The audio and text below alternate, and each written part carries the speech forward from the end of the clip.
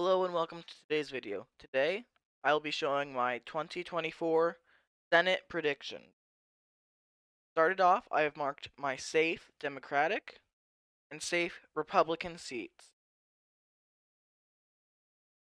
These states, I do not believe there's any chance of the opposite party of winning. Perhaps they could go down into the likely territory, but even if they do, it will be by such a small margin, it will not even matter. Start off, I would like to start with the likely Democrat seat. Would be Delaware, where there is an open Senate race. However, there's a very strong candidate coming in from the House. I believe that while it is an open race, it is likely not going to be very competitive. Next up is New Jersey, where Menendez wants to run for re-election, most likely. He is not the strongest candidate, and there are many different accusations from him in the past. I believe it'll be a likely margin because of these. Next up is PA. PA has a very strong incumbent in Bob Casey.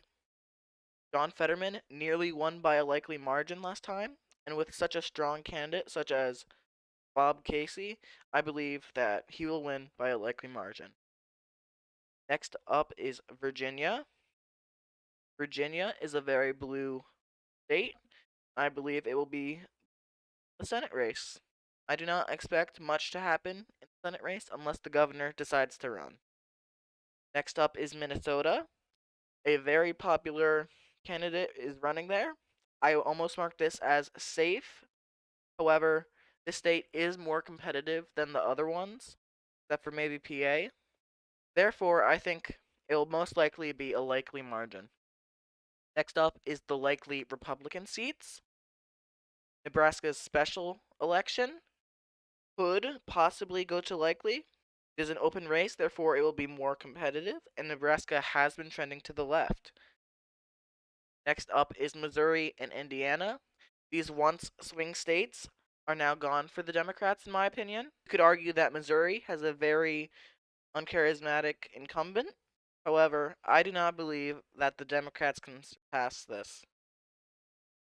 I almost included Florida on this. However, due to the new head of the Democratic Party, I'm willing to give them a chance and will be marking it as a lean margin.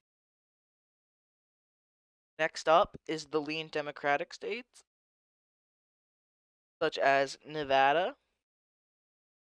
Nevada has been getting closer for the Republicans. However, with an incumbent Democrat and no real good candidates for the Republicans, I believe it'll stay at a lean margin. Michigan, which has an open race. Michigan, however, is a pretty blue state, and I don't believe that there'll be too much competitiveness. Wisconsin, also a very competitive state. However, with a powerful incumbent, I believe that they will be able to hold on by a lead margin. Next up, I have Republican seats. I think that West Virginia, although Joe Manchin is a very, very strong incumbent, I think his time being a senator and politics in West Virginia has come to a close. That is, if he even chooses to run.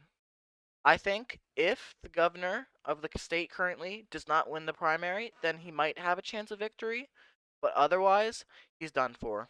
Florida, while once a swing state, is now gone for the Democrats.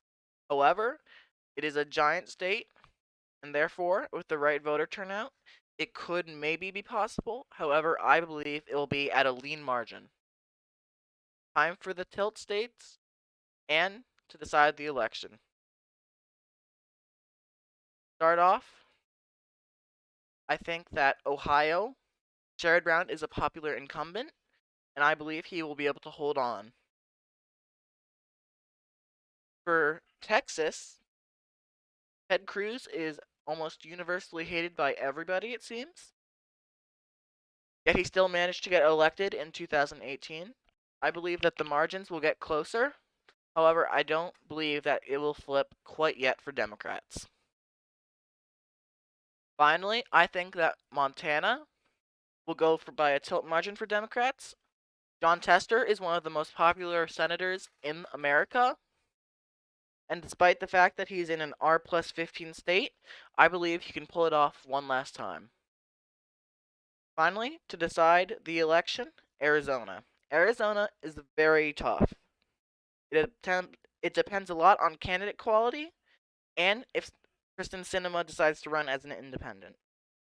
If Kristen Sinema decides to run as an independent, it will be much closer than if it's a one-on-one with a Democrat and Republican.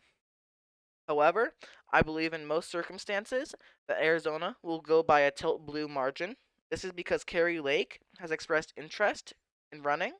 Kari Lake lost the governor's election in 2022, despite everybody thinking she would win. She is very unelectable, and because of that, I believe that it will go to the Democrats. I believe that the Senate will be a toss-up, with the tiebreaker being broken by the vice president. Thank you for watching. Consider subscribing. I'll see you next time.